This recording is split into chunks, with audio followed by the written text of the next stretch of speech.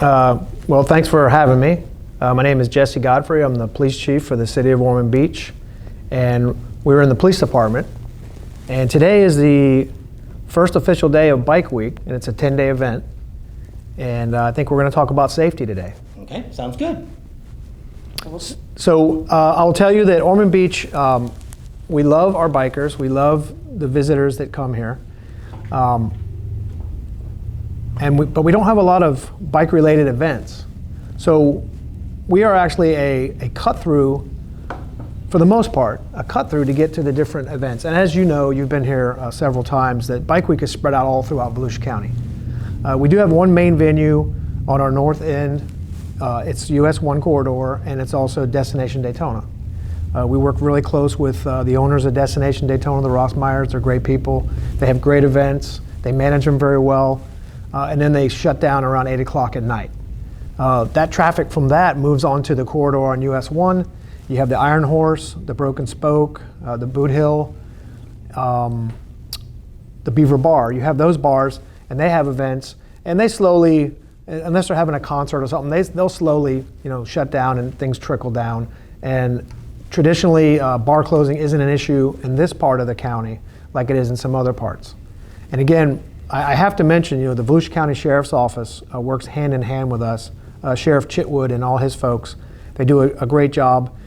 And the way our city is laid out, and I think I told you this, Pam, on the phone, is, we kind of have A1A, then we have 40, then we have US 1 to get to these venues. And we work portions of it, and the county works portions of it. But like I said, the main event area is North US 1, and with those bars that I had mentioned, and of course, Destination Daytona. So our biggest impacts in our city is essentially traffic. We are a very quiet, crime-free community, safe. And then, this comes upon us twice a year, once in March during Bike Week, and then once in October during Biketoberfest. And most of our citizens that have lived here, 2 to 3 years or beyond, they understand it. They understand it. They know how people on vacation act. They know how motorcyclists ride. And I would just like to talk about some stuff that would offer the visitors, hey, if you come here, try to do this to stay out of trouble or try to stay safe. Because that's really what we want, is we want a safe Bike Week. We don't want crashes, we don't want fatalities, and we want you to come here, enjoy yourself, spend your money, and have good memories, and then go home safe to your families or wherever you came from. So that's really my message. I can segue into that. And I have some people off camera. You can't see them, but it's Sergeant John Borsner, our traffic unit supervisor, and Captain Chris Roos, our support services division captain. And I know the big message that we want to put out is traffic safety. And I'm going to let Sergeant Borsner talk about the different, violations, the top 10 violations, the fines, the fees, because he's the expert in that, and he's physically working the street right now, and he came in for this interview, and I prefer to have him do that. His information will be highly accurate. But just from the chief's point of view and from listening to the citizens, we ask that obviously all the riders ride smart. And you may say, well, what does that mean? Well, there's a few things, and I've seen some horrific and responded to horrific crashes involving motorcyclists. And when you come here, usually you come with a pack or a group of people, friends, and when you ride together, you're in a strange town, so you want to stick together. And the biggest thing that I see is when the pack gets separated, it's almost like the pack just stops. And whether you lose your hat, your glasses, something off your bike, just keep going and pull over and pull completely off the side of the road. Don't just stop in the middle of the road to get your hat. I've actually seen someone die over a $5 hat, and it was very sad. And they were from out of town. So please, if you get separated and you make a wrong turn, you all know where you're going. You said, hey, we're going to the Iron Horse up in Ormond. Well, you'll get there. And you'll get there if your pack separates. You'll catch up. But please pull over all the way off the side of the road if you have a malfunction with your machine, or if you lose a piece of equipment or clothing, just pull over and get all the way out of the road. That's the one thing that I would ask, because I think a lot of our crashes are like that. The next one is drinking and driving. We know what happens during Bike Week. You visit areas, and usually those areas contain alcohol. So you go to one, you spend some time there, you see friends, you have fun, you have good memories and stories, and you say, all right, let's load up and let's go to the next one. And you do the circuit. And hopefully you're eating food to stay sober. And this is where we have problems, and it's usually around bar closing. We have individuals that have drinking too much, and they can't control their bikes, and unfortunately they die. I know we had at least 2 traffic homicides, that's what we call them, fatalities, last year, and both of them were from out of town. And it was really sad because really it's preventable, and I don't know like I said, I've been doing this about 33 years. This is my 33rd bike week. I don't know why anybody at this day and age would not call an Uber or a Lyft and just say, hey, come get me. And I think what it is they're afraid to leave their bike wherever they're at because they feel that it's going to get damaged or altered or stolen. But again, it's a safe community. And if I had to weigh it out, I lose my bike or lose my life, I think I would prefer to lose my bike. If that's the worst that's going to happen to you. Probably not. You probably go back there the next morning, it's sitting there. Because a lot of the stuff is paid private parking anyway, so someone's going to be there. So I think it's an easy fix, is just Uber or Lyft or get a ride from a friend and just park your bike and make it home. Make it home to your families. And I'll tell you that the group of people that ride bikes and come to these events, they're smart, they're educated, they're respectful, they work hard, and it's like, why would you put it all on the line just for a couple beers or a couple shots? Just make it home, be safe. It blows me away, and it's sad because it unfortunately happens every year. And again, I'm speaking for one city. Daytona Beach has their sets of issues. Port Orange has their sets of issues, and they're very similar. It's traffic-related crashes and fatalities. So if we can just put that out there, safety, safety, safety. And I know they know that, and I know most motorcyclists, they already live with their head on a swivel because they already know they're not very protected. They're on 2 wheels instead of 4, and they do the defensive driving. I know they know that. I used to ride, and it was the same way. But then when you put alcohol or other substances in the mix, some of your skill sets diminish.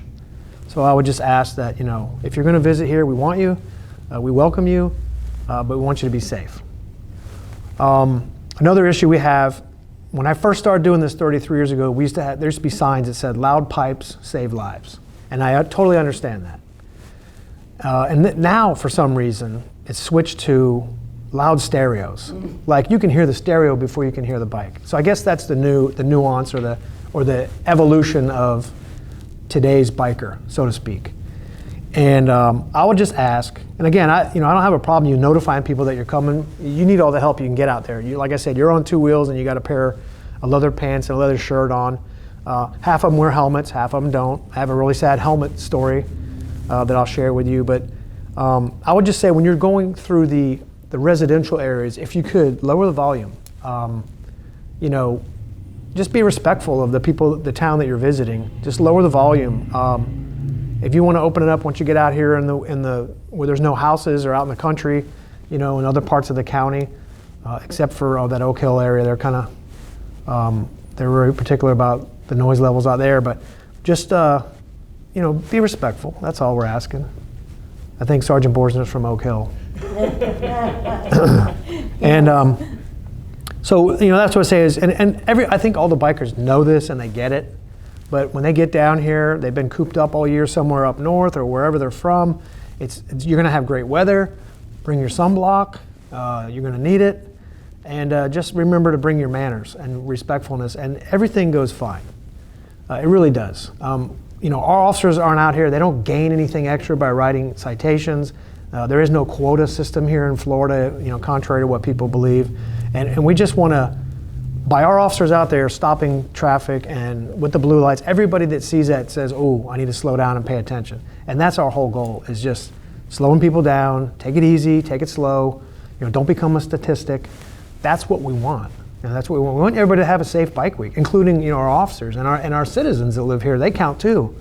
And they want to make it. And think about this. Both of my kids grew up here and they went to high school during bike week, and they had to manage their high school is on A1A through this corridor, event corridor, and they had to manage that. What a great training lesson for them to go through bike week and manage it and make it through. So it was good driver training for them, And I don't think a lot of the bikers in town knew that there was a high school up there, and they were actually driving next to or with brand new drivers. So again, you guys know the rules of the road. You know how to be safe. Again, I can't stress that enough. But like I said, we welcome bikers. We welcome all visitors, and all we want is that little bit of just tone it down a little bit when you're going through the neighborhoods. When you're in a neighborhood. When you're driving over the bridge, you can see into the condominiums. You can see the beautiful city. It's like, hey, this is where you don't want to gun it or have the stereo blasting really loud. Well, my name's Sergeant John Borsner. I'm the traffic unit supervisor for the city of Ormond.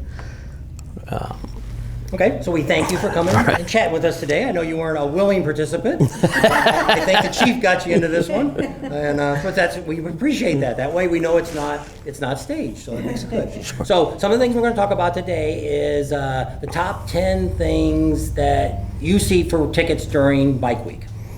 Okay, I'll start off with our speeding is going to be up there. We have great weather. A lot of our areas that they're going to take from event to event is long straightaways. So of course they're on vacation, they're having a good time. They're gonna lay into it. Unfortunately, that's pretty dangerous. So we're out there. We do get a lot of speeding, a lot of wheelies, riding a wheelie, which is $1,166 ticket in the state of Florida. Your second one is double the fine. Your third one is you go to jail and we impound your bike. Those are obviously dangerous tricks to be doing on the open road, not in a closed area that's designed for that stuff. I'd say our major violations after that, or our high number violations, are mostly equipment type stuff. Having tags tucked under, they have to be visible from the rear of the bike from 100 feet. A lot of sport bikes will mount them underneath their fender and they sit flat under the fender and point at the ground, especially when you put a rider or two on it. It makes it even harder to see, or not visible at all. No headlights. A bike in Florida, when it's being operated on the roadways, has to have a headlight on at all times, daytime or nighttime. Most modern motorcycles, it's wired right into the ignition. As soon as they turn the bike on, the headlights come on. Sometimes the headlight will burn out. They don't know about it if they don't ride it at night that often. So we do get a lot of those.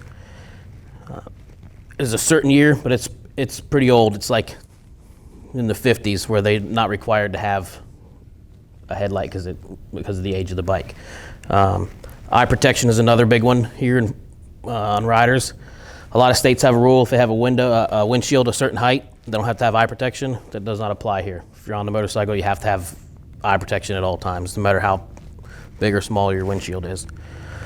At nighttime. Even at nighttime, you have to have clears or like a yellow tinted kind of glasses for nighttime. No shaded.